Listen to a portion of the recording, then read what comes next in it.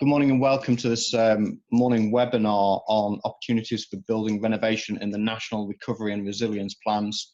My name is James Stevens. I'm going to hopefully moderate and facilitate a discussion between the people that you see on the screen in front of you. We're delighted to do this with Eurema and with the Renovate Europe campaign, and I'm delighted also to have with me Adrian Joyce, who's the director of that campaign, Eurema being a member of it, to just set the scene for us in the first few minutes of the things we're going to discuss today. Adrian.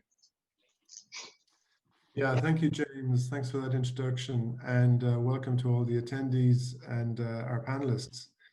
The Renovate Europe campaign and Eurema are really delighted to organize this webinar and hope that we will gain valuable insights into the dynamics that must coexist between EU-level initiatives and member state actions if we're to stimulate a successful renovation wave in the EU in the coming months and years. The Renovate Europe campaign is a political communications campaign, and it's supported by 45 partners drawn from nearly all segments of the construction value chain. Among them, as James said, Eurema, the European Installation Manufacturers Association. That's a valued and active contributing partner whose participation in our work is appreciated by all partners. Importantly for today's discussion, 17 of our partners are national partners, and they collectively bring our messages to national administrations and governments. Chance for Buildings, represented by Peter Holub speaking today, is our Czech national partner, and Marjane Milfer, a member of the Assemblée Nationale in France, is one of our champions together for renovation. As you know, there are many important policy developments that are central to the topic we're discussing today, but I want to mention just 5. Firstly, the Renovation Wave Communication and Action Plan, due for publication on the 14th of October, and intended to stimulate a rapid and significant increase in the rate, ambition, and quality of energy renovation of the building stock in the EU, thus enabling it to contribute to economic recovery and climate resilience. 2, the Next Generation EU initiative that will release large resources to the member states to assist them in their recovery efforts. Critically, the disbursement of those resources will be based on approved national recovery and resilience plans, with those resources being delivered via EU programs. The inclusion of energy renovation as a central pillar in those national plans is very welcome. 3, the next multi-annual financial framework, or EU budget, for the period 2021-2027, which will fund, among many other items, research and innovation that is critical to help meet the societal challenges that our ambitions will bring. Thirdly, the timely and complete implementation of existing EU legislation, including the Energy Performance of Buildings Directive and its national long-term renovation strategies that all member states must prepare, but are largely failing to do. And last but not least, the recent proposal of the European Commission to set a 55% greenhouse gas target for 2030 for the EU. This level of ambition will mean that targets for energy efficiency and for the share of renewable energy sources will have to be increased from the currently adopted levels. So for our discussions today, we hope that the panel of eminent speakers will explain and unravel the interactions between these elements of EU policy and expose their relevance at both EU and national levels. For the Renovate Europe campaign, there is a trio of factors that we believe should be put in place to ensure this success. Firstly, minimum energy performance standards for all renovations via new legislation and regulations. Secondly, financing from multiple sources, not just the EU funds I've mentioned, although they're critical to kickstart the renovation wave. And thirdly, technical support and project development assistance to boost capacity at all levels of governance and administration, particularly in the member states. So I hope that the focus of the debate will be on how to activate ambitious energy renovation programs in all member states to stimulate the economic recovery, create jobs and economic activity, whilst critically improving our quality of life through vastly improved living conditions in healthy, decarbonized buildings. So with those few words, James, back to you, and I'm looking forward very much to the debate. Thanks, Adrian. You mentioned there at the end member states, and I wanted to first of all go, before we go to the Commission, our three Commission speakers to give us their various aspects of the National Recovery and Resilience Plans and some of the topics that Adrian talked about. I want to first go to Marjolaine. So I want to bookend our Commission speakers with member state perspectives. It's fair to say member states have not been standing still on renovation, and we've got two member states here, or people from member states here today, who are at the vanguard, I would say, of kind of being active on getting large-scale renovation programs. It's a pleasure, Marjolaine, to have you with us. Adrian's already mentioned you in terms of your role at the Assembly Nationale. I'm kind of interested from you, just for a few minutes, just to hear the great things that have been announced in France in recent weeks, but also how you see what's happening in France fitting in with the push that our Commission colleagues and this Commission is making at an EU level. Marjolaine. Well, first of all, thank you for having me this morning. It's a pleasure to see you and a pleasure to be reporting what we are trying to do here in France. The National Recovery Plan for us for the building renovation will consist in 2 billion for the renovation of individual and collective housings. It's also 4.7 billion for public buildings. So starting especially with education buildings, so schools, universities. An extra 2.1 billion for the renovation of hospitals and retirement homes. And besides, there will be also 5 billion that will be granted to local authorities, part of which can be used by them for public renovations locally. So it's a massive investment for building renovation, and thanks to previous measures that that were taken previously this year and last year, we are quite confident that it will be effective. Thank you, Marjolaine. And you touched upon there, I think, some of the different parts of different buildings, different parts of the building sector that we'll be looking at, public buildings, and also, I think, looking at that kind of local element, which I want to come on to later when we introduce Petra, about how does the kind of national, European and local elements all come together to ensure we get projects on the ground. But already a great start from a member state, a big commitment in terms of the financial investment. I guess the question is, what does that kind of financial investment from a national level, but also supported by the money that's going to become available over the next couple of years from the EU level? How does that actually get into projects, and what's the framework of thinking we need behind where that money goes in renovation? So I'm going to turn to Gaspard Demir, who comes to us from... Yes. If I can just quickly add something, because it is something that we also did previously this year, and it's setting standards for minimal energy decency in housings. So it's considered now not decent to rent a housing that is below the standards that we have set.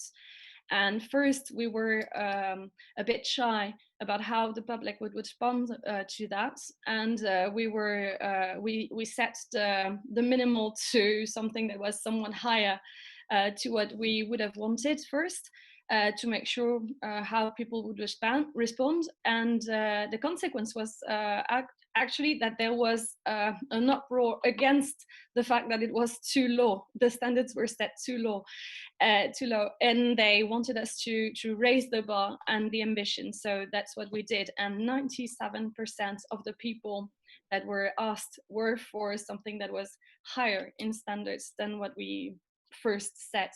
So that's also something I think is important to say, because we had, as you know, the yellow vest episode in France, and so we were shy as to how the public would respond. And well, now the public has changed mind about building renovation. I suppose the crisis that we've just had, the sanitary crisis that we've just encountered, made people realize how their housings are important.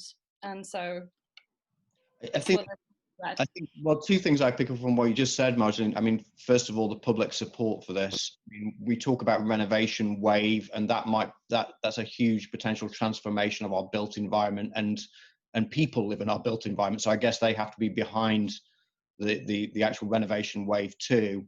But also, I thought what was interesting, maybe that does lead us to Gaspard from DG Energy, is the mix both of the money that you're putting on the table in France, but also the other complementary measures such as minimum standards, as you just talked about, in rental accommodation. Adrian's already referred, I think, to some of the things that the energy efficiency in buildings in lobby here in town and Renovate Europe is campaigning for in terms of minimum energy performance standards for buildings at an EU level.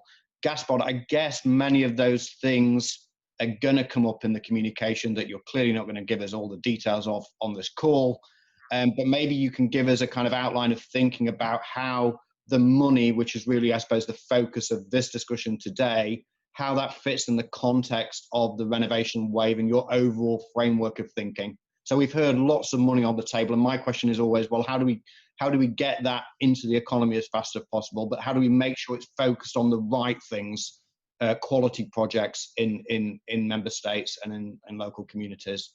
Gaspard, over to you. Thanks a lot, and good morning to everybody. It's a pleasure to be able to speak with you all. I mean, indeed, it's a very timely moment for speaking about that subject. We are finalizing, as you know, internally within the Commission, this renovation wave package with a communication which is due for publication on the 14th of October. And of course, for us, it's a key subject which is, you know, just between our goal to reach the climate target, but at the same time to boost economic recovery. For us, it's really one single exercise of, you know, setting the European recovery on the path of decarbonization. So of course, it will be a bit difficult today to really give you the details of the communication, as you said. But the idea is that we have a strategic communication with legislative, financing, and enabling measures at the same time. And you know that we will propose at the same time, I mean, coming together with the communication, a clarification on EU funding, a guidance for tackling energy poverty, and 2 legal acts to kick off the measuring of smart readiness in buildings. So this will come together.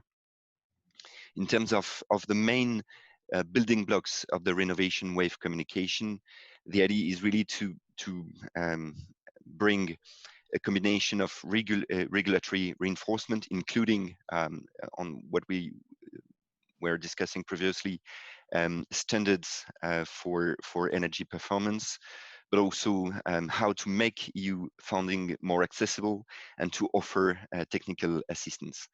There will be a number of focus areas in the communication. Certainly one focus area will be worst performing buildings and affordable housing. So this will be a key element of the communication. Public buildings also, such as schools, hospital and care facilities. And finally, a very strong element will be the decarbonization of heating and cooling. So all that will come together, and of course, when it comes to specific projects and to really put that into motion, I would like to flag the importance on top of the communication of the long-term renovation strategies by member states. We have started to work internally within the Commission on, you know, developing ideas and prioritization of projects. And of course, the long-term renovation strategies that come from member states are a key planning tool in that perspective. For the moment, we received 12 of these long-term renovation strategies, plus Brussels capitals and Flanders region, LTRS.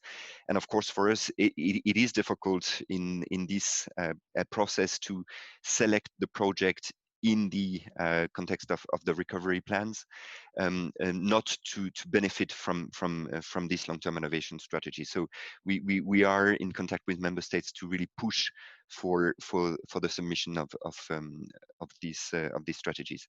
And maybe to finish there, yeah, but just to say that, I mean, of course, we see really the renovation wave as a collective exercise with member states, with associations, with NGOs. I mean, to really be able to have a big transformation of the building sector and to be able to matter really. Yes, but thank you for that. I just a question before we move on to your colleagues from other parts of the Commission. That that member state, I'm glad you brought up the long-term renovation strategies and member state submissions. I know you mentioned in terms of quantity, 12 out of 27 doesn't sound great, especially in legislation that member states themselves have agreed to. But the ones that you have received, I mean, we just heard from Marjolaine in France. It sounded, I suppose, from some of the other actors on this call, a very encouraging sign, the kind of things that are happening in France. We're going to hear from Ilaria later about the kind of things that are happening in Italy. When you look at those 12 that have come in, what's your kind of qualitative assessment? Are we walking, are member states walking the talk on renovation? Are they putting in things in those long-term renovation strategies that are actually going to lead to a doubling of the renovation rate? Actually, it's more than a doubling required in terms of deep renovation. But are we seeing those things in those plans? Are they walking the talk? Well, I mean, it's difficult to do an assessment because, I mean, for the moment we received just 12 of them. So we are analyzing them one by one. What I can say is that we see a lot of excellent practices that are there. Not all the long-term renovation strategies are of the same quality and of the same ambition. But all in all, if you take the elements that you have in the national energy and climate plans that are also related to building renovation and the long-term renovation strategy, we have a good basis for working with member states in the context of their recovery plans. Okay, thank you, Gaspar. I'm going to turn to Florian. Florian's joining us from the SecGen and from the Recovery Task Force. Florian, Gaspar mentioned their accessibility of funding, and I think on this call we probably have not only a number of member states watching us from ministries and from permits, but we have a large swathe clearly of industry who's interested in how do we get projects up and running in member states, get the economic activity back going in Europe.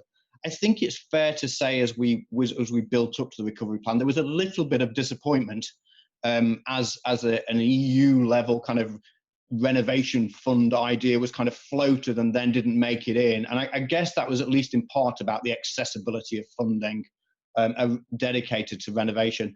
What I'm interested in from you, Florian, is when I look at all of the things that have come out, it seems awfully complex, right? And if I'm a member state actor or even a company down there on the ground, we're going to hear from Petr in the Czech Republic and some of his members, I'm looking at this and seeing big numbers, but I'm not quite sure what the process is going to be and how it's going to work. And I hear the Commission President doing a great job, clearly we'll say, on the recovery, but banding around terms like lighthouse, flagship, all of these kind of things where renovation's mentioned, but we're not quite sure what the process is going to be, how the money is going to get down to the member states, and how much actually the Commission's going to make sure that member states spend this money on things that are shovel ready and make a difference in terms of renovation rates. So Florian, please reassure me that actually this money is going to flow towards renovation and we're going to see some economic activity soon. Florian. Well, thanks very much. I mean, first of all, thanks very much for having this talk. I think it's a very timely and as Gaspar already said, a very important topic at the moment. So thanks very much for inviting us to contribute here.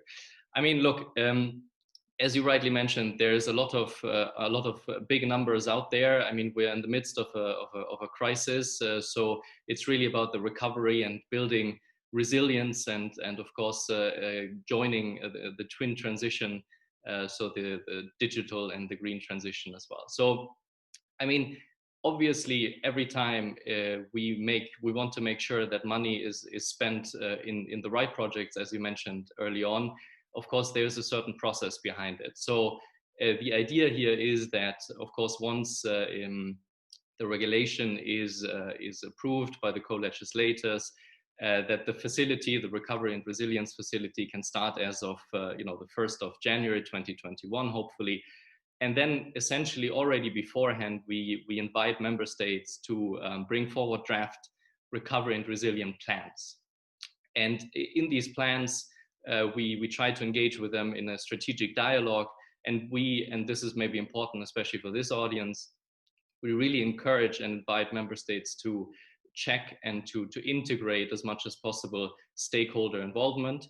So there, from a business side, from civil society side, this is highly encouraged.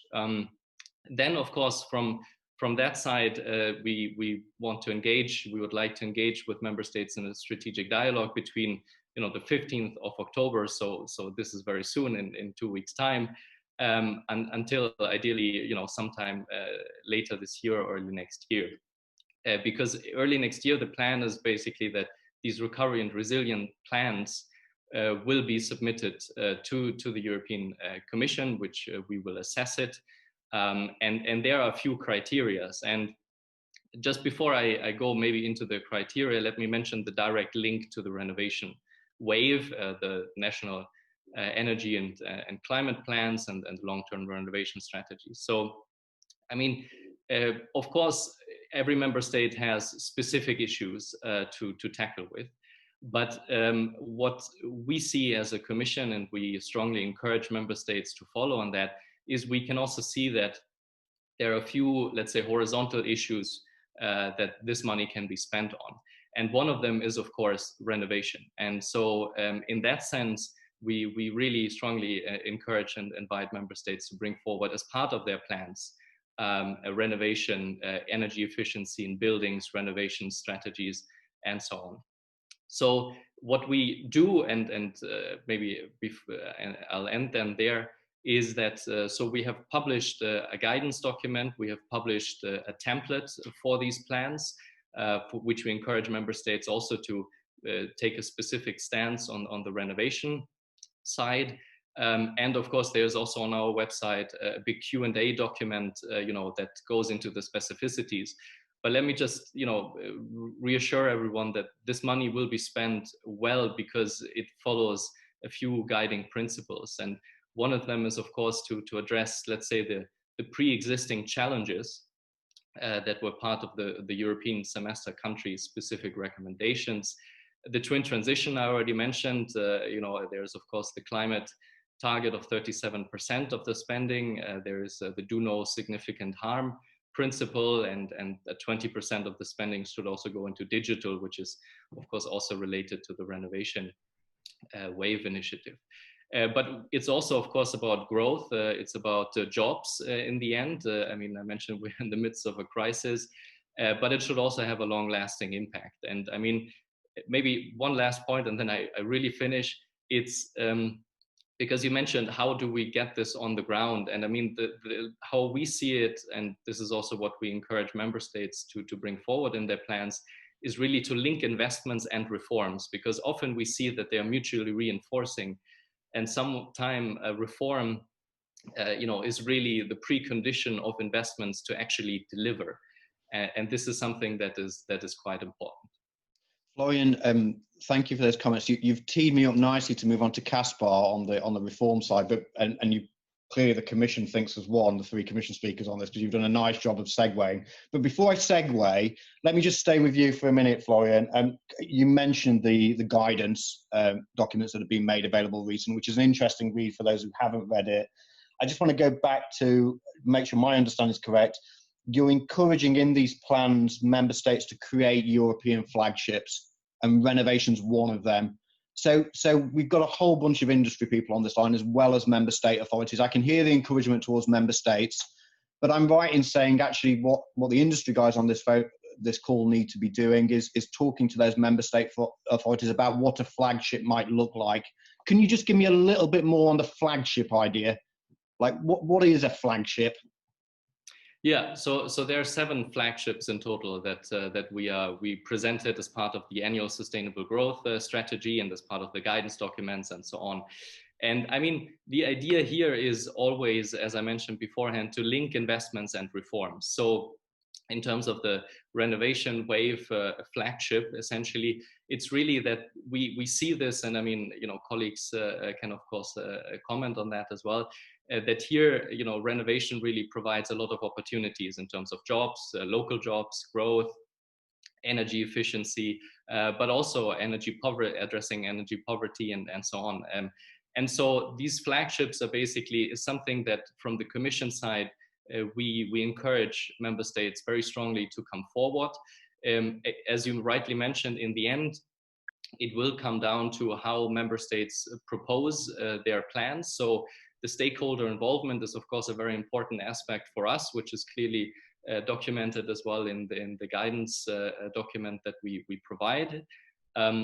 So in the end, if businesses want their voice to be heard, it's really through the member states that then it could be realized. And let me just make one more point on basically making sure that this money is rightly spent. This is a performance-based exercise. So in the end, the money disbursements will be linked to the actual implementation of the plans. So this is unlike other programs in the European Union, whereby basically as part of the plans, and again, there's this link between reforms and investments, member states bring forward concrete ideas, including milestones and targets on how to achieve them within the time frame of the facility, which runs up to 2026. So in those, basically in these plans, these milestones and targets will be defined and of course assessed, but then the disbursements of the money will be linked to the actual implementation and the successful reaching of these milestones and targets. So implementation is a very important aspect here. Thank you, Florian. I'm sure we'll come back to some of that in our discussions in going, but I'm going to move on to Caspar now. A reminder to people, we've sent a message around. If you've got questions that you want to ask as you're listening to people, please do pop them in the Q&A box or in the chat, and we'll try and pose the questions you have to the people who are speaking on the panel. Moving on to Caspar. Caspar, you're from DG Reform. So Florian's just mentioned there's in the recovery and resilience facility, there's mention of investment, but there's also mention of reform. I know you also have financial instruments yourself. I'd be interested from your perspective, how does what you do in your DG and the programs that you have, how does it impact the renovation side of things, and what should people listening in to us know from your perspective? And you're on mute, Caspar, I think. It's the most commonly used phrase in the English. Thanks for helping me out here, James. Good morning, everybody. Glad to be joining this great discussion. Let me try and explain to you how DG Reform fits into this picture. So DG Reform works really hand in hand with member states on designing, developing, and implementing reforms.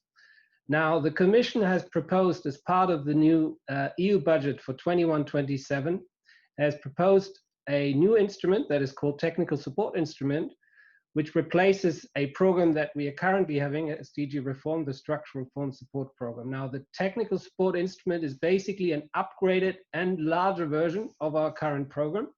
It is upgraded because it really ties directly and explicitly to the recovery and resilience agenda that Florian has explained. And in particular, it gives member states an opportunity to get expert advice on the recovery and resilience plans, and in particular on implementing these plans and on meeting those milestones and targets that Florian talked about, including on components related to building renovation. It also gives an opportunity to member states to tackle other aspects of the reform agenda of recovery and resilience, linked to the Green Deal, linked to the digital transition. So that's why it's an upgraded instrument. It's also a larger instrument because the July European Summit gave it a budget of 767 million euros. So on an annual basis, about 110 million. That compares to a budget that we had available for this year under the current program, 85 million. So it's about a 30% increase. Just to say two things that we've retained for the new instrument out of our current program, because we believe these are very important features that have served us well in supporting member states in their reform efforts. So first of all, the technical support instrument remains a voluntary instrument. It's at the disposal of member states to give them expert advice on reforms, but they can prioritize essentially where they would like to collaborate with us. We think that's really important because we believe ownership and commitment of reforms is a key element of the success of a reform. So that's one element that we've maintained. The other one, because we have this budget available, allows us to pay the expert advice for reforms to member states. But this has two important implications for member states. There's no co-financing linked requirement in the technical support instrument on the one end. And that also means that all the procurement and all the contracting of the experts are done in-house by us, so member states don't have to bother with this. We find that this has been a very welcome aspect of the program.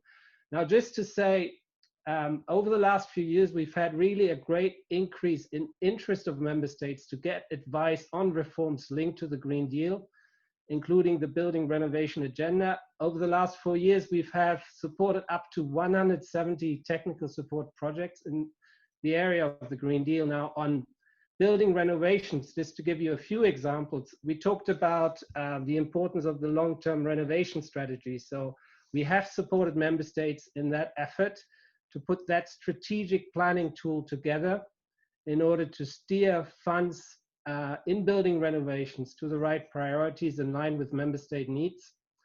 So that's one element. We've also supported efforts to boost energy efficiency investments in public buildings, because we know that hospitals and schools can really serve as a reference point, as a reform model for the uptake of innovation.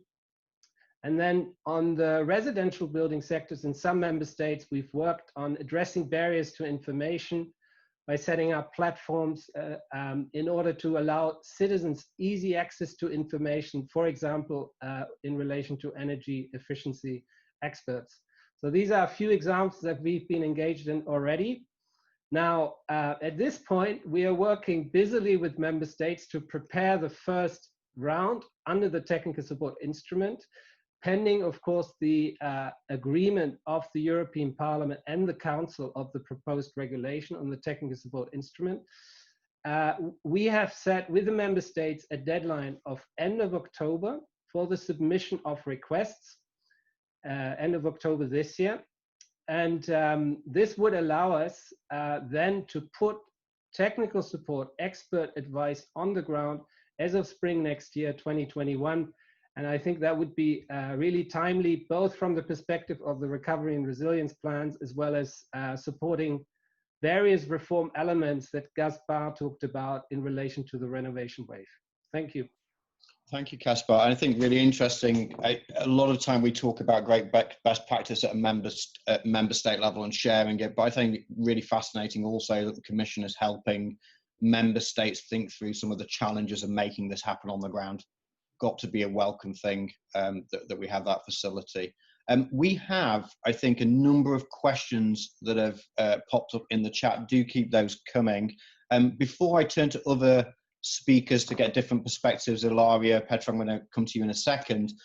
Maybe we can just address some of the questions that have come up, so that we do demonstrate that if you ask a question, we will try and get our panelists to answer it. Johannes Fechner has a question for all panelists, but I think, Gaspar, probably you mentioned decarbonising and heating systems. We have Johannes asked, what about the role of natural gas in the EU renovation strategy?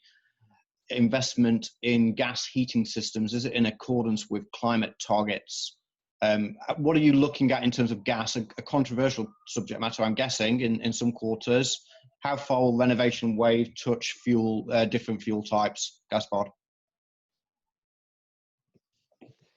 Not an easy question. And once again, I will not enter today into the details of the communication. It's too early. Clearly, what we are looking at in terms of the broad concept of renovation is an holistic approach where also renewables will have a growing role. So it's not about they're looking at the specific role of gas. It's too early for me to speak about that today. But I would say that clearly one very important element will be an increased penetration of renewables into the heating and cooling sector. Thank you, Gaspar. Question from Sabine. Florian, I think this one's for you. Could you please clarify the reform side of the initiative? I think also Caspar kind of touched upon that as well. What did you say? A view from the ground. So clearly Sabine is somewhere in member state land, in the real world, not sat here in Brussels. Leads me to think that fast recovery will be linked to fast concrete actions. So I think that was one of my questions, Florian, is there's a there's a quality element here, and you mentioned, I think, performance and making sure we've got milestones and targets you talked about in the guidance document. But there's also a little bit of this about how do we get disbursement of money to projects on the ground quickly. We've got large swathes of Europe where we need to get economic activity going again. Clearly, buildings is a great way to go, local employment, all those kind of things going on, as well as the carbon, addressing the carbon issue and the energy issue. Where's that speed element? How do we make sure that money gets dispersed? Are we going to see projects as of January pre-financing going as soon as the agreement is? Like, how do we get that money out there into the real economy quickly? Yeah, thanks. I mean, that's a very pertinent question, of course, because you have to find or struck a good balance between, let's say, a quick disbursement of money and basically a solid assessment of and reform agenda essentially also underlying the plan. So on the let's say on the quick disbursement part of the recovery and resilience facility is really in case there is, and we call of course on the European Parliament and the Council to reach an agreement on the regulation, is that the facility would be operational as of 1st of January. There is a 10% pre-financing suggested in our proposal from the Commission. And of course, as I mentioned, the plans can come in, not the draft plans, but the full-fledged plans as of January 2021. So the 10% pre-financing could be, as early as the first half of next year.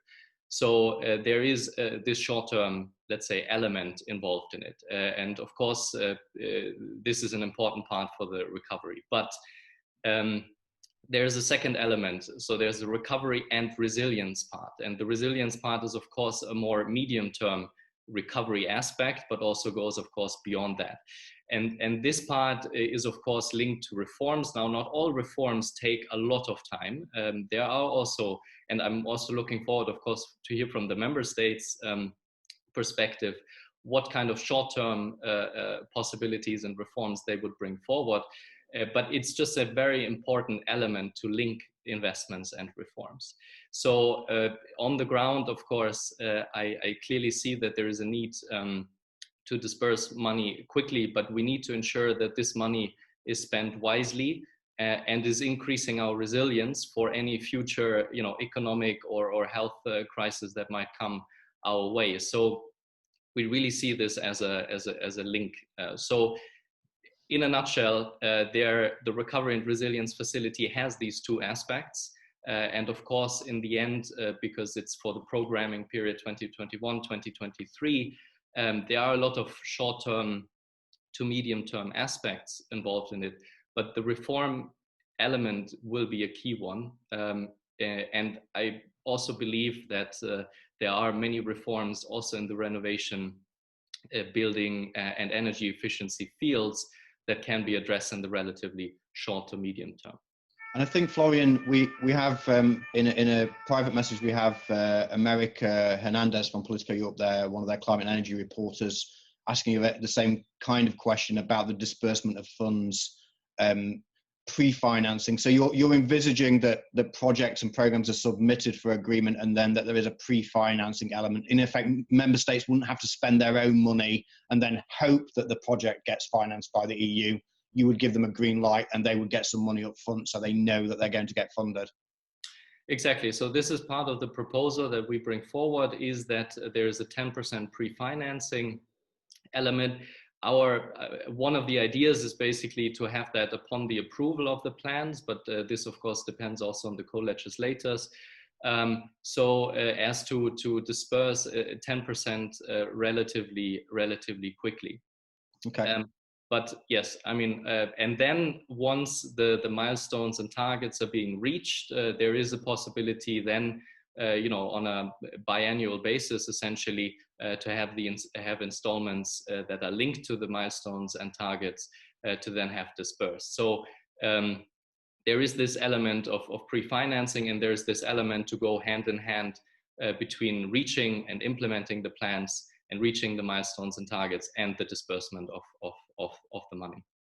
Thank you, Florian. Caspar, we also, America asked a question there, and I think maybe I'll bring in Ilaria on this one as well. from the Italian Energy Efficiency Agency. Caspar, we're asked, America's asking, that end of October deadline for technical assistance that you mentioned, it seems awfully close to the renovation wave. Are we a little bit worried that the gap that it's too close and very close to the draft plans that other parts of the Commission are looking for in their recovery and resilience plans? Is that October deadline, is it going to be too tight, do you think, for member states? And I'll ask Ilaria what she thinks about that, because I guess she and others in the Italian administration might need help. Too tight? Thank you. No, it's an excellent point.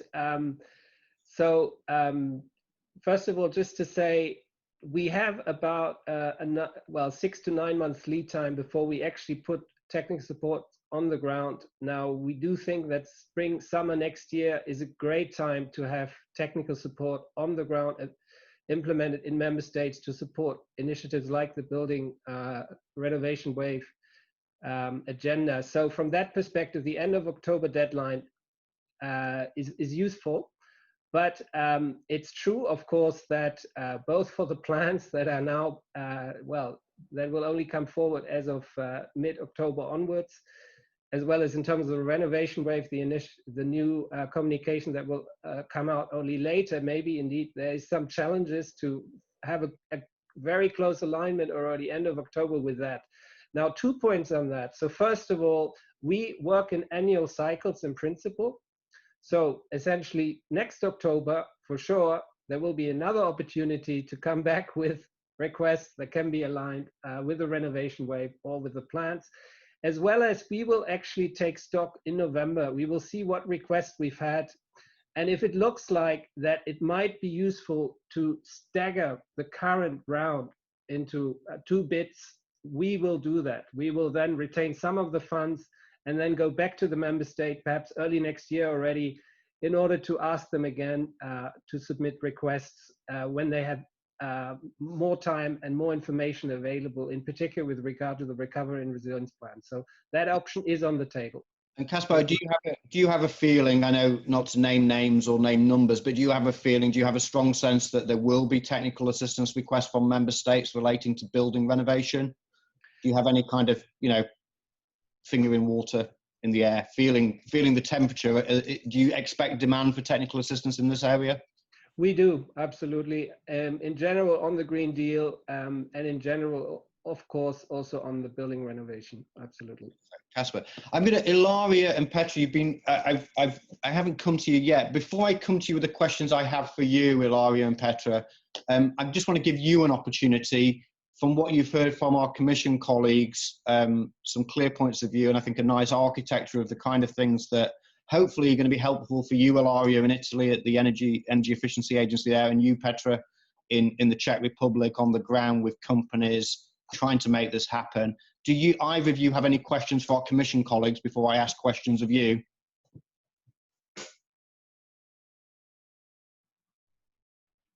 Ilaria, it looks like you're ready to speak. Yeah. No, not particularly, but I think that for the recovery plan, that it is a very important opportunity. So I think that we need probably project about information awareness raising program is the problem for the community, and focalize another topics about information about small and private tertiary premises. In fact, in this case, we note that the action, because the problem is who must first promote the action in building is always the owner. For example, in Italy, the sector, the market is not very concentrated in large assets. On the contrary, is fragmented on familiaris. So there is a very problem to encourage them to act, endure inevitable inconvenience of works. So we have some problem about this. Encourage the single family to act and to participate in our measure that are fixed to retrofitting the building. So it's an interesting point, Ilaria, about generating project ideas and raising awareness throughout society. I mean, for me, the concept of a wave seems to suggest that it will carry everyone along with it rather than just some people. So we probably, from what you're saying, I hear a call there that we'll need to raise awareness if we want to generate the on-the-ground projects that are going to take that way forward. Petra, can I turn to you just on that point before I go back to Ilaria about what she's doing in Italy? Is that a challenge you see, getting the, I mean, I'm sure there are people listening in who've got a project in mind, got a shovel-ready thing ready to go in the Czech Republic and elsewhere, but I guess that the kind of scale that the Commission's talking about for renovation is going to require a lot more projects. Do you have, looking at your members, do you see what Ilaria is saying? Like, we're going to need to get people more excited, interested in, and aware at a much more local level? Or do you look forward and say there's a big pipeline of projects, James, that if only the Commission would give the Czech government money, we'd be able to start tomorrow? Thanks for having me on this important debate. It's an important point. What we see, we have renovation programs for different building segments, and they're running, but they're renovating 0.4 to 0.7% of the building stock in each segment yearly. What we need to see is really making from this wavelet, we need to make a big wave, and there we need different tools, different segments, and one is incentives for the financial investments, one is project development assistance, and one is the communication campaign. And I have to acknowledge that actually Strategic Reform Support Service, before it became DG Reform, has financed preparation of such a communication campaign targeted for different building owner segments in the Czech Republic. So it's being of a great help. And what we need to always have in mind, that we need to prepare everything and design all the tools client-oriented, building owners-oriented. We did a massive survey among the building owners, and access to finance, knowledge of possibilities, what can we do with the house, benefits in different segments are completely different. So single-family houses is one of the most difficult segments because you're working basically with the retail segment, and it's the most number of the buildings that we have in the Czech Republic. Public buildings are somewhat easier, but still have different actors coming in different access to finance. So what we need to see is the really long-term renovation programs, having building owners as a clients in the central focus. Perfect. I'm going to thank you, Petra, for that. I'm clearly slightly distracted by all the questions that are coming in. And Jean-Arnaud Vinois talks, I think, who some of you will remember, honorary director, I think, at DG Energy, and now an advisor here at Reed Pedersen, actually, as well, asked a question about that, organising the stakeholder involvement in the renovation process. And maybe Ilaria and Petra, I can turn to you both again on that question. You know, okay, there's awareness raising campaigns, but I guess, Petra, that's part of your role, is to organise stakeholders about how we deliver renovation in national markets like the Czech Republic. Do you have a structured way of doing that? Do you need technical assistance in doing that? Do you need support from the Czech Republic and from the Commission to help you do that, or is that happening already? as I said, it's happening, but we need to speed up the efforts. We need to speed up the efforts 3 to 4 times in different building segments. So we would welcome the assistance. What we would like to see, and I'm not speaking on behalf of the Czech government, and I know the Czech government is sometimes not really vocally supportive to higher efficiency or climate targets, but in field, actually, in Czech Republic, lots is happening. So giving that disclaimer, what we need to see is the coordination between different tools that is coming from the European Commission. All the tools are really helpful, but the coordination among them is really necessary and vital.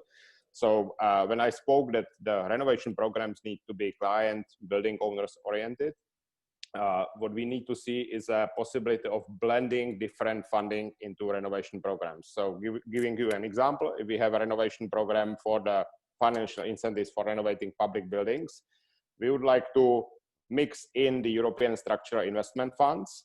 We would like to mix in the Just Transition Fund for the coal regions. We would like to mix in the modernization fund for the developed region where the ERDF is not eligible. And we would like to take the recovery resilience facility and to finance first 2 years of those programs. So having one program, but having 4 financial sources. So it's really vital that the Commission, I'm really happy to have all of important players here, coordinate among each other, you know, and to make all the package into one-stop shops for the clients. And the project development assistance is another part of that, complemented with the communication campaign, because now we are asked, give us the projects that are ready to be invested within 2 years, you know, but we know that approximately 1 billion euro needs to be invested into renovation of only governmental buildings in the Czech Republic in the next decade. But for investment of that 1 billion euro, we need roughly 100 million euro or 50 million euro money for the project development assistance that comes 1, 2, or 3 years prior of the financial investment into the building. Yeah, I mean, Petra, something. Yeah, Ilaria, please. I'm going to turn to you. Actually, I mean, something that Petra said that struck me when I look at this, and I admit the kind of funding streams is not my kind of ballpark normally, but the complexity of different funding streams. And what I heard from Petra there is actually from a kind of economic actors point of view, we need one program, one project, and that kind of different sources of funding, grants, loans, but also where the different funding streams come from somehow needs to be made easier for us to gain access to and more understandable. I'm guessing, especially when we get down to local level actors, right, who don't, you know, it needs to feel like we do as a homeowner, I'm guessing. Ilaria, you wanted to come in, and I was going to turn to you next because we've heard Petra describe some of the challenges he sees from the Czech Republic.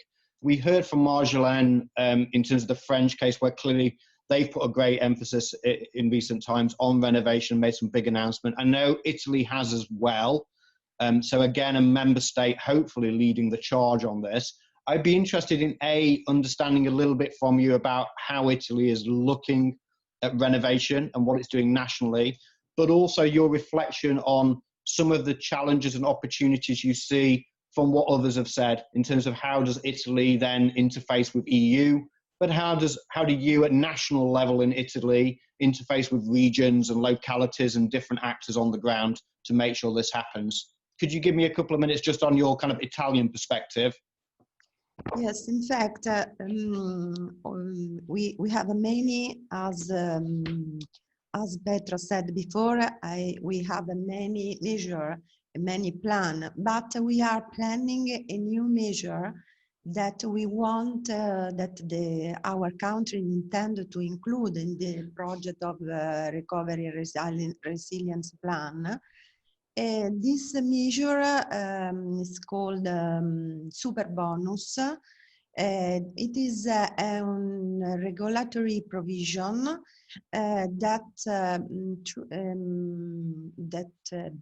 which is based on a principle of another similar mechanism and still in force in Italy. It is an incentive that make it possible to obtain a percentage of tax deduction for expenses incurred of energy requalification building. In this measure, we have we fixed that two particularly type of intervention, and we have we fixed the requirement very strong, because it is necessary to improve two energy classes, the improvement of two energy classes, and also is necessary to certify the expenses incurred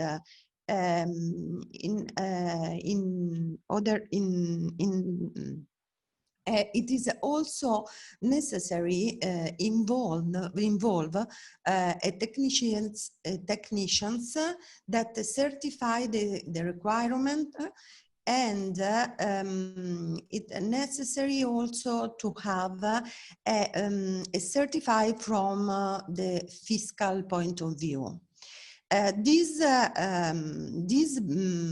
credit, the very news of the measure is that it's possible to move the credit from a bank, from ESCO, from a company who carry out the works in the building. So it's a very important, and it's very related to the topics I discussed before, because that is incentive to the single owner because it's not necessary to expand the cost of the renovation of a building, but to move the credit in another companies. This measure, we believe that will have a very big impact in our country, in the sector, in product, in the sector of buildings, but also in other situation, because in this case we try to boost our economy, because we believe that we have important repercussions on the health of citizens, on the shock to the relaunch of the construction sector. So we believe very much in this measure that we have planning in this day. And we intend to include, because this measure is valid until 2021, actually. But the government also already plan to extend this measure until 2023. Okay. Thank you, Ilaria. I just want to turn to Gaspard on that.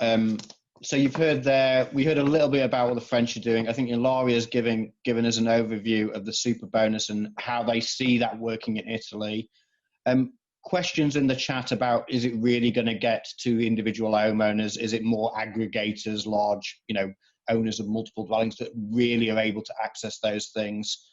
I also see Johannes has come back and said, actually today in the city of Vienna is starting a one-stop shop on renovation with a test phase. It strikes me that we've got a bit of a Maoist thing going on. 1,000 flowers are blooming throughout Europe of people trying different things to get this renovation wave started. I'm interested, kind of, how are we sharing best practice? How is France paying attention to Italy? Is Italy paying attention to Vienna? And what kind of role do you see, Gaspard, to make sure that Petra in the Czech Republic hears more about the great work that Vienna is doing just down the road? How are you sharing experience? And are member states willing, and local authorities, are they willing to learn from each other? Or is it all, I invented it here and I'll do what I'm doing? Gaspard. No, I think it is a very important point, and that the long-term renovation strategies are a tool for sharing best practices. We actually saw examples of best practices of long-term renovation strategies that did an analysis of what is happening in the other member states. So this work of sharing best practices between the different countries is actually already happening. What we intend to do at Commission level is when we will come up with a thorough analysis of all the long-term renovation strategies, is precisely to have a section putting together all the best practices by themes. So picking up what is the kind of best practices on information or in access to finance or in the banking sector. So we will try to increase this pooling and sharing of information. Thank you, Gaspar. We have more questions coming in. If I could get my mouse to work. We have questions about what kind of percentage, from Lucien is asking, from current discussions and info in your countries, do you have a percentage of total funds that will be allocated for energy efficiency in buildings? Florian, we had 37% for climate. Is there a percentage of that 37% which you guys are expecting to go to energy efficiency in buildings? I know it's one of your 7 flagship areas, so I'm guessing you're going to say a lot of it, James, but is there a percentage in mind? And maybe Petra, what's your expectation in the Czech Republic? You mentioned Czech Republic government maybe not always being along the same lines as Czech industry. Florian, I guess there isn't a percentage for energy efficiency. I have to disappoint you. I'm sorry. There's no, that's not set. I mean, the 37% is, of course, this is an important part, and energy efficiency, particularly in buildings, but of course the facility also goes beyond that, is of course an important aspect, because of course these kind of measures are very much in line with the climate objectives and the climate targets. So here, this will be an important component, but there is no fixed, level as to how much needs to go into the renovation of buildings to enhance energy efficiency. But maybe if you allow me just a quick point, because I see it also in the chat, and I mean, I would also like to hear a bit maybe from the member states perspective, to which extent the communication plays a role. And here there are 2 sides to it. I mean, the communication is of course one to, let's say, incentivize and individual homeowners and households to go ahead with this. But the second part is also, once it's implemented, to which extent, and I'm picking up a question here from the chat, is to which extent this will also be communicated to the broader world and to EU citizens. And this is an important part because, of course, from the EU level, I mean, outreach events like this one is, of course, a very important one. We will, of course, continue to do that also across member states and so on. But it will be important, of course, to show that, the Recovery and Resilience Facility is really an important aspect that brings tangible results to citizens. So we will do our best on the EU side on that from the Commission, but I wanted to also understand, is there anything specifically planned in the member states on making sure that the money that comes from the resilience facility will be communicated strong enough also to within the countries? Yeah, thanks, Florian. I was going to pick up on that as well. I mean, I saw in the chat, Celine Carré from Saint-Gobain, key member of your REMA clearly, but also of Renovate Europe, very clearly says, isn't this the time to have a little EU flag on every building that's been renovated with EU money? I mean, perhaps I'm a Brussels native, that may be said. I kind of like that idea, but I'm wondering how that goes down in rural Czech Republic or in certain parts of Italy. Can we, how do you guys see this, the communications element, not only of the need to do renovation, but of that other objective, I think, here, which is to show the value of communal action through the EU? Petra, how do you feel about the communication element of what we're doing to all citizens, and how far it's needed, as Florian said, to encourage activity, but also recognition that this thing of working together is actually working? Petra. obviously that's a question on the Czech government, which I'm not representing, and so I can't fully answer that. But on our side, on the business side, we are definitely always trying to acknowledge the role of the EU and of the common community that we are in order to achieve these higher goals and important goals of decarbonization, energy efficiency, and building renovation. So we are fully in, and we are advocating on that at the Czech government, but obviously I can't answer the question on behalf of the Czech government. So that's that part, and definitely we are happy that we see a big opportunity in the coming assistance from the EU and in the coming funding. So don't take me wrong if I said that we would like to see more coordination, but it's necessary to make the renovation programs running so that the regulations on different funding is kind of aligned, not contradicting. And if it's focused on building renovation, then ideally the paragraphs, the articles of the regulations on building renovations are on the ERDF, Modernization Fund, RRF, Just Transition Fund, exactly the same. That would be our wish. Thanks, Petra. I like the idea, if to paraphrase you, I think you said we're all in. I like the idea that we've got industries around Europe who are all in for renovating Europe. I think that Adrian will be delighted, I think, as the campaign director of Renovate Europe. I suppose our challenge is we're all in, you're all in on the industry side. We're hoping that the Commission's all in this, and despite lack of energy efficiency targets per se, we'll take the climate one, I think, and hopefully build on it.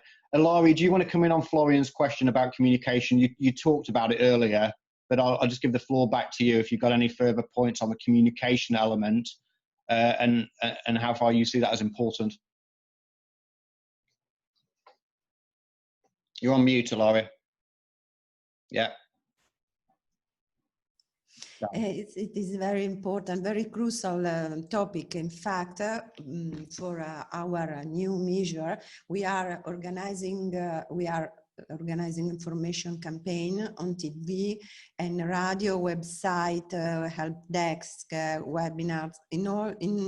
We are through email boxes. We answer about 1,200 questions per week. We are very conscious that the information is the first and necessary phase. But I also are conscious that the large companies are very being organized as well as small ones. It is a process that involves the entire supply chain of professionals and was welcomed by all operators, stakeholders with enthusiasm. So we are very, we believe that we obtain a good success with a good information program. Thank you, Ilari. I wanted to come back. So communication clearly, also good projects. And Petra, I haven't given you the opportunity. You say as an industry in the Czech Republic, you're all in, or that was me paraphrasing you, but I like it. You know, we're all in the Czech Republic. You're already doing projects, and I know you want to do more clearly, and you see this as opportunity. Just give us a flavor, especially with the communication element in mind, maybe that Florian raises. What are the kind of things you've done in the past that you'd like to do more of in the Czech Republic? What's the kind of best practice for you of things that you've already done that you'd like to see more projects like? Let me focus then on the residential buildings renovation program. It started with the single family houses, detached houses, but now moves on also for the multi-apartment buildings. It's, if I can translate it into English, green savings scheme. It started in 2009 and it was financed from the Kyoto credit sales originally. And then since 2013, 2014, it's being financed from the EU ETS revenues, the national ones. And it's a successful program. We saw ups and downs in the beginning because there were some start and stops at the program. There were individual calls that lasted 3 months, and then the call stopped, and then the program continued after another 3 months or another 6 months, and that doesn't create confidence of the public in the program. So what we need to see is that there are the continuous programs with the stable conditions, and that's important also for the market, for the business, because you cannot, if you are a company, you cannot invest into a production line of the technology or insulation materials if you see that the market will go up for the next 3 months, but then next year it will go down again. The same is the training of the people, skilled people on all the value chain of construction and renovation of buildings. So we learned from those lessons, and since 2015 the program runs continuously, and the curve of the new projects coming in is really stably growing. No really big changes, but stably growing. That's what we need to see. And now we have about 8,000-9,000 projects a year, which is roughly 0.6 of the Czech single-family houses being renovated from the building stock, from the renovation program. But we need to go to 2.5-3% a year. So we need the project development assistance, we need the communication campaign, and we need to move on with the current investment scheme. And Petra, there was a question, I think, from Kasia, who is from Canal Insulation, another member of your REMA, our host today, talking about how do we make sure that we're focused on deep renovation. So your 0.6, is it deep, and can you get to 3% deep renovation? Because that's what we need, right, to hit those 2050 targets. Exactly. The threshold for being accepted by the program is, let's say, medium to deep renovation, and then you get a higher support from the renovation program if you do really deep renovation. So there's a kind of premium. There is a premium bonus on if you do the renovation well. So that's the way I believe we should go. What we see especially in the field of the single family detached residential houses is that lots of renovation activities actually happening, but it's do it yourself, it's shallow renovation, it's not quality. So when it comes to these small houses, we even don't need to raise the renovation rate, we need to raise the depth of the existing renovation. So that's important. And that's why we need the quality project development assistance, and that's why we need communication campaign to explain owners that if they do it in quality manner advance or stage deep renovation, but planned stage deep renovation accordingly to a certain project design, then they get higher benefits than if you do a shallow renovation or partial renovation. So that's the challenge we face in the residential buildings. And it's different for public buildings, so we need to look at all the segments separately. Once I given a comparison, if you're debating a production of electricity, you never mix a wind generator and nuclear power plant, but if you talk about energy efficiency, you often put it as a one bulk energy efficiency or building renovation, but it's so many different segments, and within the residential buildings, you have different segments of the building owners.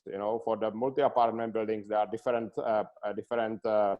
ways of the building ownership. There are corporations, there are homeowners associations, there are municipal buildings, and each of them have different motivations and barriers for the renovation. I think, can I turn to Commission colleagues and just ask them the question, because it's come up in different ways in the chat and the questions.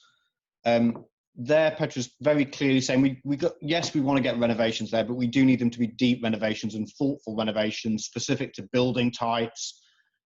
It leads to a kind of question that I think others have raised about the kind of conditionality. A lot of what we've talked about is about the carrot of money, right? We've got money, we're going to spend it, we're going to get economic activity. There seems to be a need also for a bit of stick that, you've got to do it properly. We talked about this at the beginning, quality. And I think the deep renovation piece there, I'm guessing, is also relating to the quality and the performance of the renovation that we're actually doing, that it's not enough to do minor renovations and call it and say, hey, we've done renovation. We need deep renovation. We also had a question which was, you know, what's the Commission going to do if member states ignore your lovely guidelines and they don't put in place programs that deliver on deep renovation?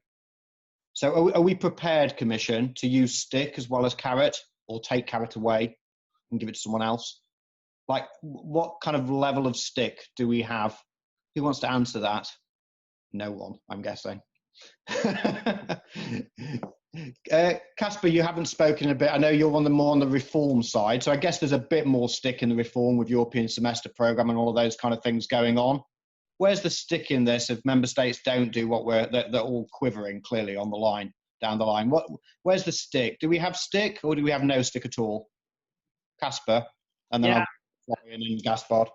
Thanks. So indeed, I mean, you're talking to someone who works for DG Reform. So we are really the carrot here in the sense that we can come in to really give the best expert advice to member states to tackle those reforms and in the best possible way. So that's basically the inducement that we can contribute on this agenda. So, and it's just very clear, just to underline that really the guidelines are very clear around this. I mean, as Florian pointed out, the importance of milestones and targets for the performance, meeting the performance and then triggering the payments. And there really our program is available to member states to give them support on that. So that from all the good practices that we've heard that is around Europe, that really that advice is well tailored and really suitable to the specific member state initiative. So that's really what we're here for. So we present that carrot and hopefully therefore make the stick a bit less needed. Thanks, Casper. We're hoping carrot is big. Florian, Gaspard, do either of you guys have a stick? Florian, do you have a stick? Yeah, let me. I mean, of course, the facility is also a carrot, if you want to stay within this framing. But of course, I mean, there are some elements that we'll need to take into consideration during the assessment of the plans, because the plans will of course be assessed, and then there's a recommendation that the Commission will bring forward to the Council on endorsing them or not. And part of that is, of course, the climate target that I already described, the 37%. I mean, this is a big one. And of course, also we encourage member states to explain in detail to which extent also the reforms and investments. Again, there's another one. It's a combination of both. That is very clear also from the Council conclusions, the July Council conclusions. That is basically so that the plans essentially need to bring together these two elements. They need to bring together also the do no harm principle and how it contributes to it and to which extent it does not do any harm. So there's another, of course, important constraint, and it needs to have a long-lasting impact. So, and that means also being in line, for example, with the national energy and climate plans. That means to be in line essentially with the Green Deal and of course climate neutrality by 2050. And I mean, if I interpret the numbers, we need deeper innovations in order to reach this target. So anything that would not be aligned with it will be very difficult, of course, to bring forward. So there are, measures basically that are there. But of course, in the end, it's also about incentivizing and showing to individuals, to companies, to residential buildings, owners, and so on, that this is really, I mean, it makes sense economically, environmentally, and so on. So, it's also important to stress here the benefits.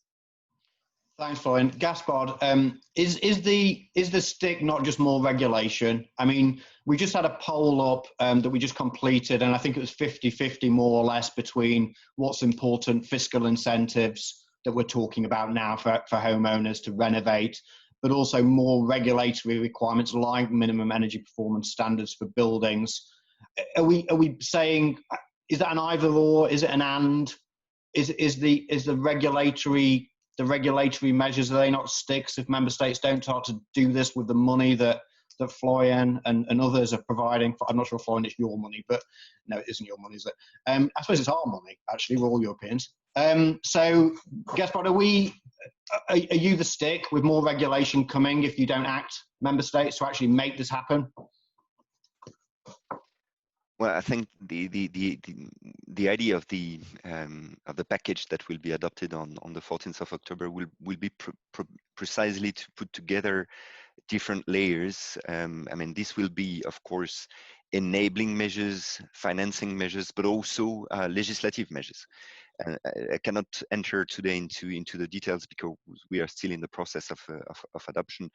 But we already saw in the communication on the climate target some language, which was published in September, some language on standards for energy performance of buildings, and this already gives some type of indication. So really the idea is to combine different type of approach, and I reply to one of the question also of the chat by speaking about that. We do not have a dedicated working group with member states on the renovation, on the long-term renovation strategies, but what we've been doing is really to contact member states bilaterally to really explain how to draw this long-term renovation strategy. So we have an advice role upstream, but of course we are also considering elements related to increase use of standards for energy performance of buildings. The idea is to have a global approach with finance, advice, support to member states, regulatory elements, and also a strong communication campaign so that people want at the end of the day to renovate their house, because that's really the point. At the end of the day, it's also an individual decision. So we need to act together.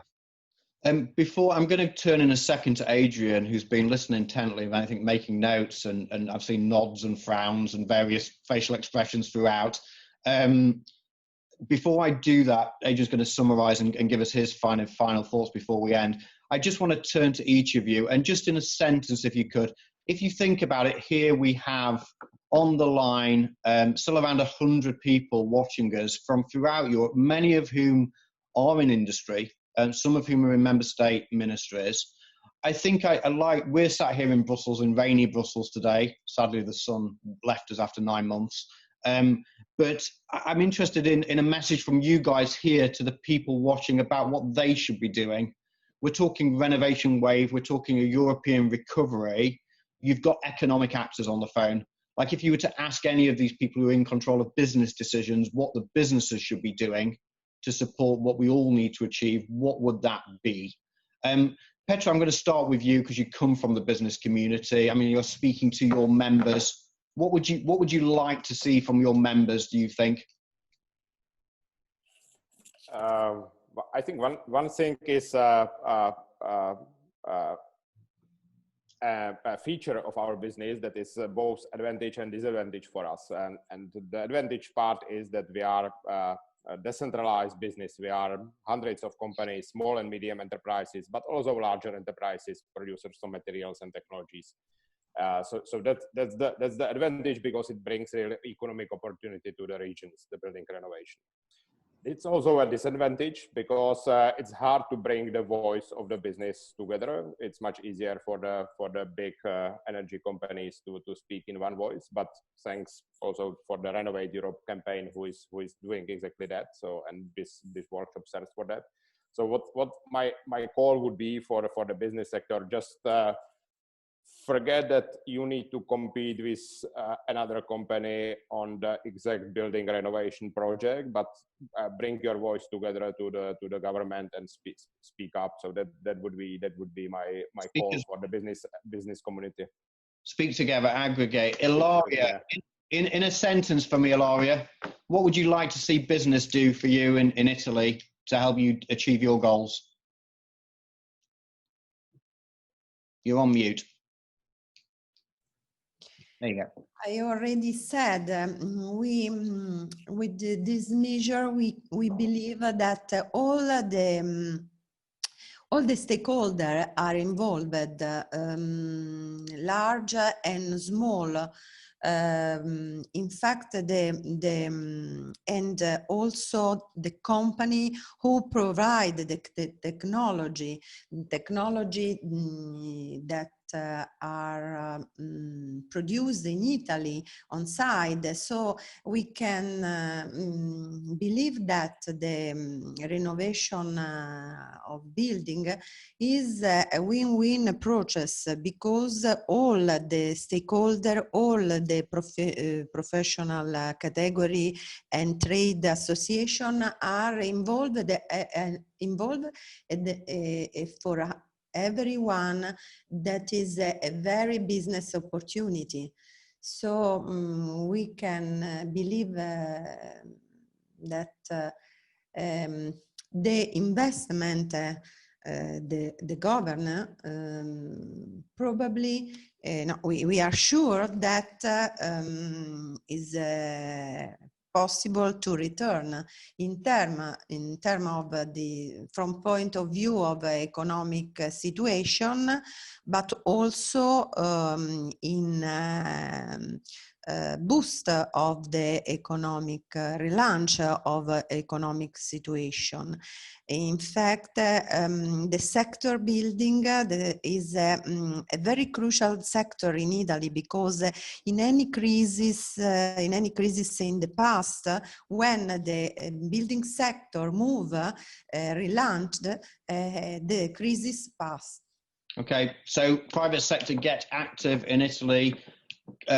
Commission speakers, a sentence each, please. Gaspard, you've had people knocking on your door for the last 3 months about the renovation wave, asking you to do things for them. What's in a sentence what you, Paola and Stefan, what would you like to see Adrian and team do for you? No, I think I mean the idea is really to have a cooperation between all actors, and the private sector will have a crucial role there, in different strengths, but training, skills, digital, innovation in products, reaching out also to people, and for big companies, and also for SMEs, because I mean in the construction sector we have a lot of small and medium-sized enterprises. So yeah, we will definitely need the private sector to materialize, and help us materialize the renovation wave. Thank you. I'll go, Florian, I'll go to you. In a sentence, what would you like industry to do for you? So not just industry, but stakeholders in full engage. I think that's the main part. Engage with what the plans are about. We have a website where we provide quite a lot of information. Engage with your national members in the member states, with the national authorities, because it will be their responsibility to bring up the plans, and engage with citizens, exactly, to make people understand the value of energy efficiency, renovation waves, and engage. I think that's the main part. Casper, last call from the Commission. Thank you. I fully agree. The full engagement of the stakeholders is critical to advance both on investment and reforms. Thank you. Thank you. And Adrian, now final words from you, sir, and then we will end our talk together. James, thank you for giving the floor again. Indeed, I've been listening very closely. Hard to sum up such a rich conversation and exchange in 2 minutes or less. And maybe I would just highlight a couple of points.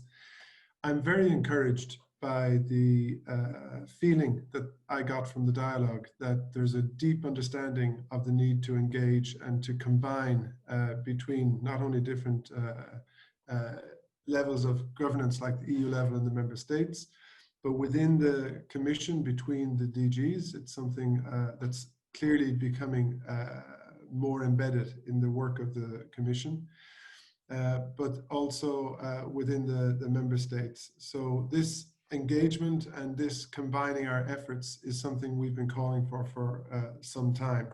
And I'm encouraged by the conversation today. I am very aware that we don't have government level people on board, because Peter is from a business sector, Marjolaine had to leave, and she is a legislator, and Ilaria is from an agency of the government. But I have the feeling that the member state level seems to be the weak link here in this work. And I draw that because of the low number of long-term renovation strategies that have been submitted. I draw that from the fact that maybe member states aren't asking for enough technical assistance from the Commission, because as Kaspar outlined, it's very available and widely available to them. So indeed, engaging with the member state administrations and with the ministers looks to me like a message from today's debate. That's something that we should take away, and we should engage more with that level. It's very challenging to do so, but I think that's one thing I've heard. And I was also wanted to just come back on that question about how much of the 37% should go towards buildings. What about suggesting that the allocations could be made based on how much CO2 emissions your sector emits? And if you took that as a benchmark, then 36% of the 37% would go to buildings. And that would be a very large sum of money. So maybe there are other fresh ideas that we can bring to the table as we go forward. But maybe, I mean, there's a lot more I'd like to say. We've hit the deadline, James. So I would rather just thank the panelists for their time, for their energy, for the effort you've put into exchanging today. And to warn you that your invitations that we engage more will be followed up. And so you will hear more from us in the coming weeks and months. James. Thank you, Adrian. And I think Adrian's word from the Renovate Europe campaign. I'll also thank you on behalf of Eurema, the European Insulation Manufacturers Association. Celine in the chat, I think, says it very well. And I think kind of shows that the fact that the industry is all in on this. I mean, she says, thanks to all speakers for the rich and constructive exchange. We should discuss this again clearly. And actually looks at this and says, this should become a tsunami for growth, which is a nice way of looking at tsunami, as a tsunami for growth. And I think sometimes we think about industry in one way, but I think the sentiment of Celine is that we're here because we want to make this of benefit to Europeans and to climate. So I think there's a good sentiment where we are all in on that, both on the industry and the civil society side. And I think hopefully from Commission and Member States. Thank you all for participating on this webinar discussion, and all of the 90 or so participants who are still with us around Europe. We hope you've enjoyed it, and thank you so much, and enjoy the rest of your day.